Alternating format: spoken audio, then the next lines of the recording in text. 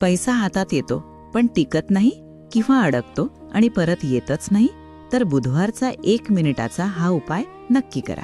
बुधग्रह म्हणजे बुद्धी, पैसा, निर्णयशक्ती, व्यापार, संवाद आणि हे 5 गुण गणपतीच्या हातात आहे. म्हणूनच आज आपण गणपतीचा सोप्पा असा उपाय पाहणार आहोत. तर या दिवशी सकाळी स्नान करून गणपतीसमोर 21 दुर्वा ठेवायच्या. आता 21च दुर्वा का? तर 21 म्हणजे दू आणि 1 या 2 आणि 1 या दोन्ही अंकाचं बीजगणित आहे. म्हणजेच बुद्धी, धन, एकाग्रता या तिन्हींचं एकत्रित आशीर्वाद. म्हणून गणपतीला 21 दुर्वा अर्पण करायच्या. त्यानंतर ओम गंग गणपतये नमः हा मंत्र 11 वेळा म्हणायचा. तसेच या दिवशी तुळशीला पाणी अर्पण करून ओम भ्राम ब्रीम भ्रौम सह बुधाय नमः हा मंत्र 11 वेळा म्हणायचं.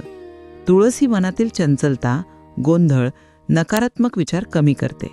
यामुळे बुधग्रह मजबूत होऊन आर्थिक अडथळे कमी होऊ लागतात आणि अडकलेला पैसा परत मिळायला मदत होते.